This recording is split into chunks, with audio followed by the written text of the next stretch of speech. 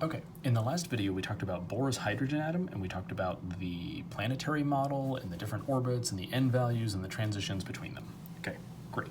Kind of got the basics of that stuff. Well, it turns out that some guy named Schrodinger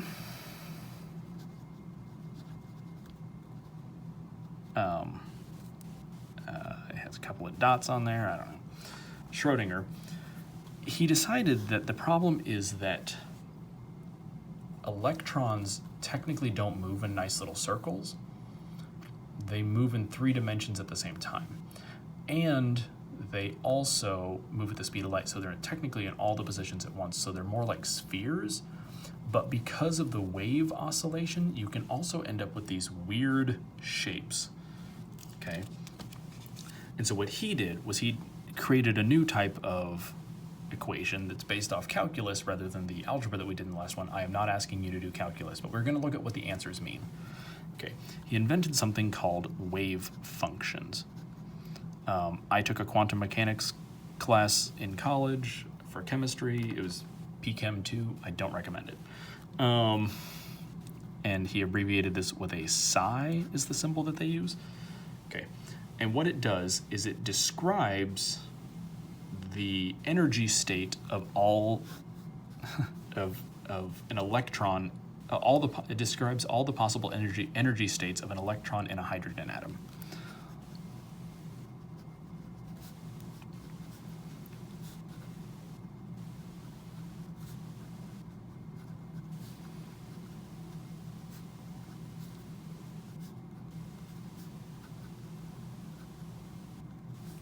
Okay. And then he turned around and he also invented something, a variation of that called psi squared, which describes the position in space. It describes the probability of finding an electron at a given position.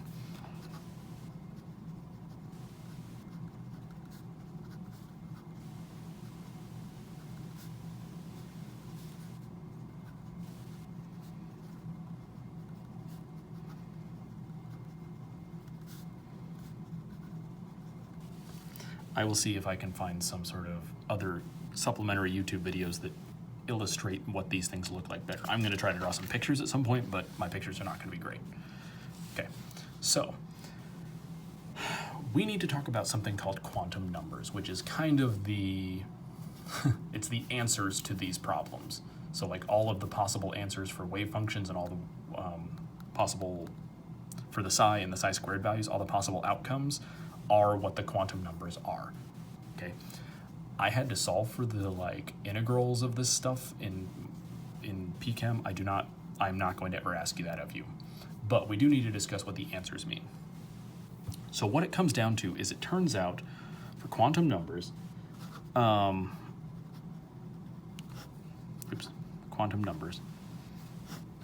it turns out that every electron in any atom has a combination of 4 quantum numbers that describe the energy and position of the electron in an atom. So every electron has 4 quantum numbers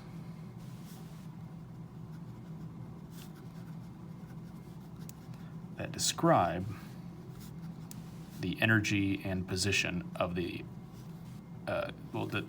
just that describe the energy and the position. Okay, so they are contingent upon each other. So the first one is called the principal quantum number.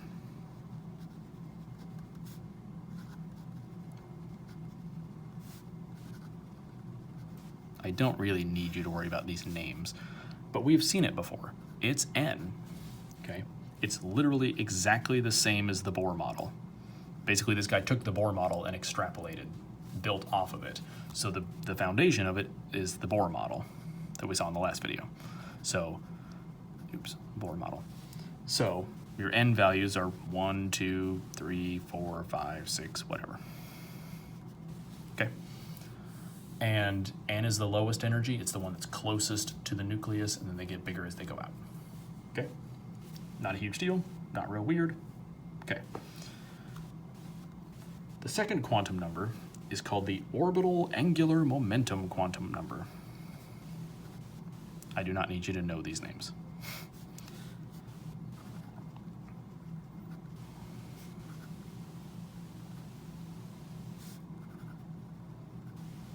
And it is abbreviated as a lowercase l. I'm going to write mine cursive, you don't have to. Okay? And L is dependent on n.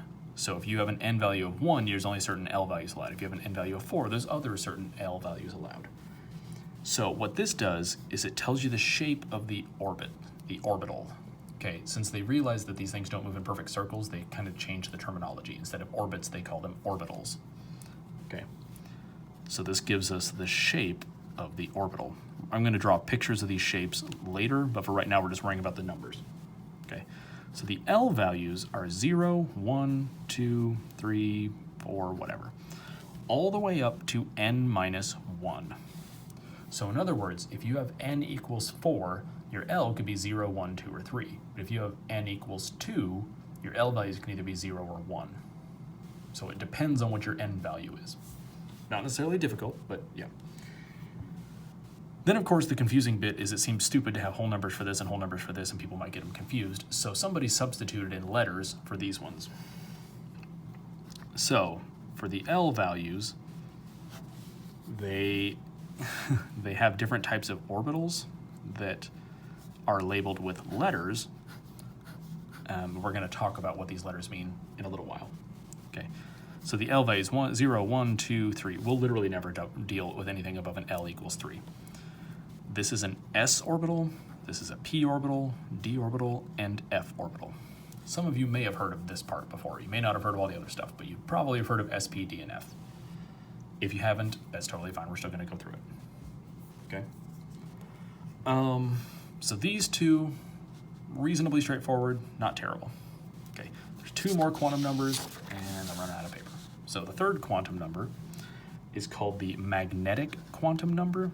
It has to do with how the energy levels split in a magnetic field.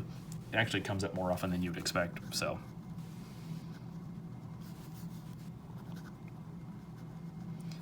And this is abbreviated as M sub L. Okay, and this just determines its orientation in space. We're going to deal with all this stuff, what it looks like, later. So in other words, the second quantum number, the L value, tells what the shape is. This one's going to tell you, like, is it faced like this, or like this, or like this, stuff like that. Okay. And the values, so M sub L can be anything from negative L, negative 2, negative 1, 0, plus 1, plus 2. It's basically all the possible whole numbers between negative L and positive L. Okay, so if your L value is a 2, these are the possible M sub L values. If your L value is a 1, these are the possible M sub L values. Okay.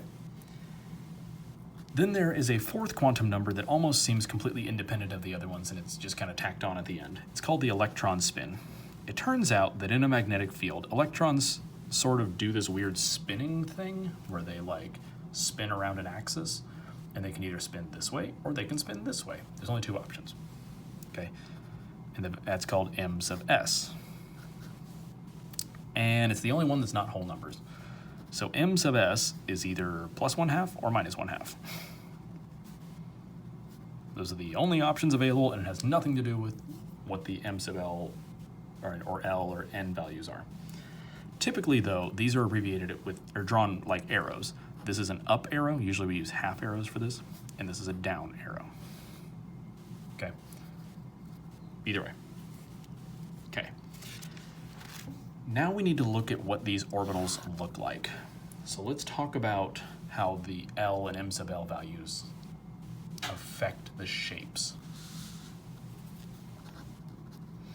I'm going to do some crappy drawing. I will apologize up front that my drawing sucks.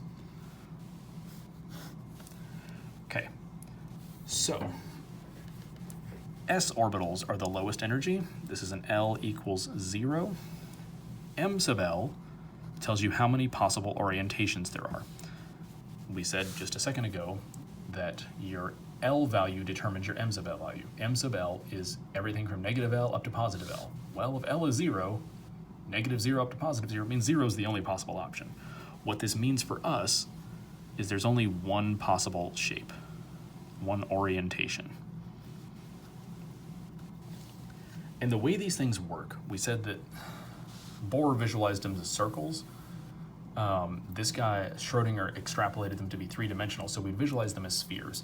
The idea is however many orientations you have, all of those shapes have to add together to give you essentially a hollow shell, like a hollow sphere.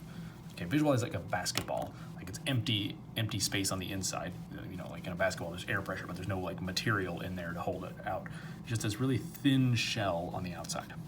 Okay, so for an S orbital that only has one possible shape and it has to add up to a sphere, the answer is a sphere.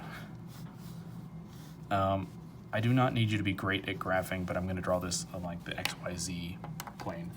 I'm going to, I guess, do them in blue? I don't know. It's essentially a hollow sphere.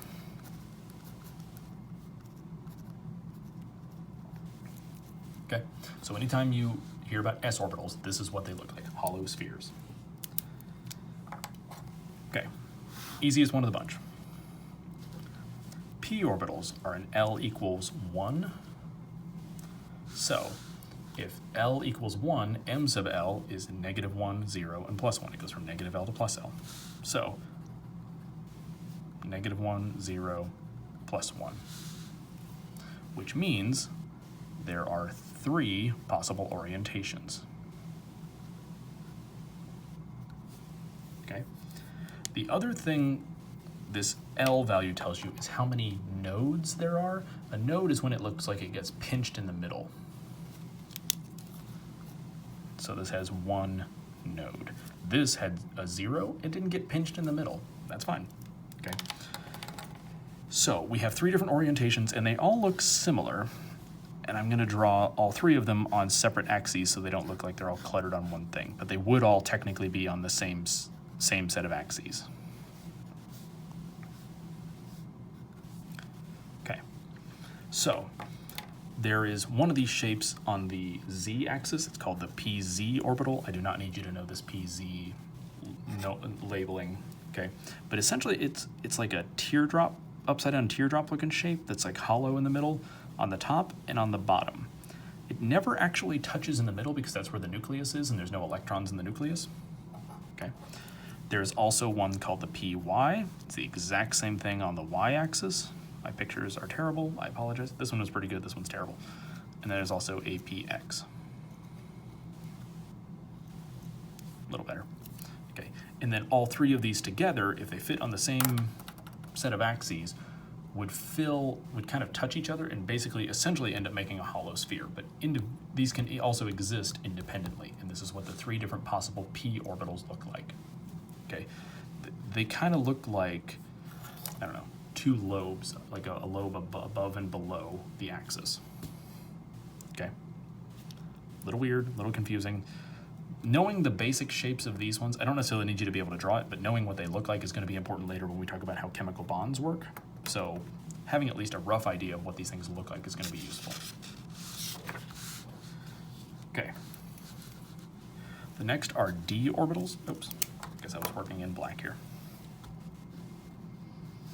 This is L equals 2. So M sub L equals negative 2, negative 1, 0, plus 1, M plus 2. Okay. So let's talk about what this means.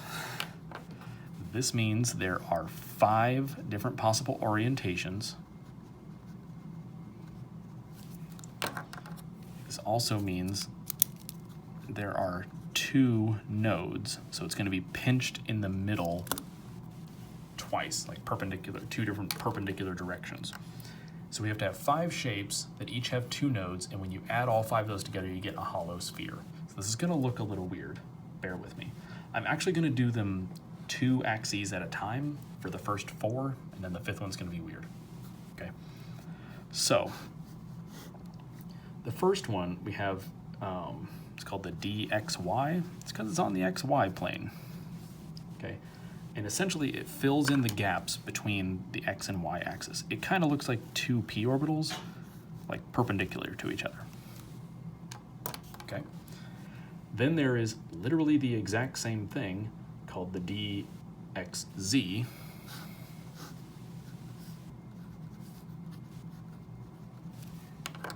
And it's the exact same thing, but it's on a different set of axes. Okay, there is the dyz.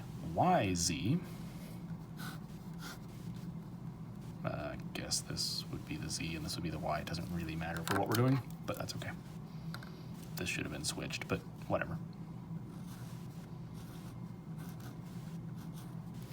Same idea. Okay, 4 lobes. Well, so basically it's visualizing it like it got pinched this way and then it got pinched this way. Okay. There is another one that is, so between these three we have all the space between the axes, but none of the space on the axes is covered. So we have one on the, let me make sure I do this right, on the x and y axis again. I'm gonna actually put the y on the y axis like I'm supposed to. And it's essentially just the same thing rotated so that it's on the axis. Okay, so same idea. And this is this one has a weird name, dx squared minus y squared. I don't know where this came from. Back when I took quantum mechanics, I probably knew, now I don't. Okay, and the last one, I'm actually gonna draw all 3 axes again. This is the z, y, x. This one is called the dz squared. It is way more complicated. And so what we have is essentially a fatter version of the same thing on the z-axis. And then if you add all these other things up, this now covers the z-axis, but we still have little gaps in between the x and the y-axis where these things just missed some space. And if you add it all up, what we end up with is this weird little pinched donut shape in the middle. I'm not making this up. It's actually what it looks like.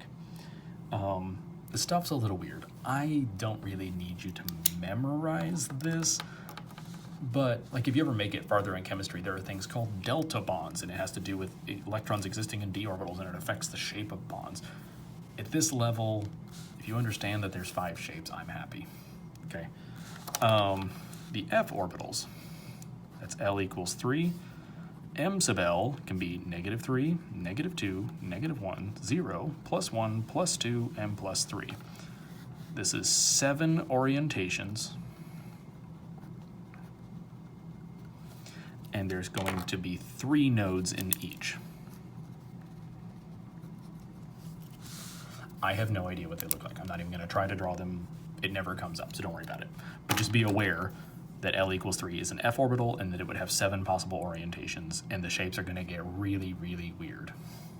Okay, I will try to find some either pictures or other videos to give a better illustration of what these things look like, because my pictures are not great. So, all right, thank you.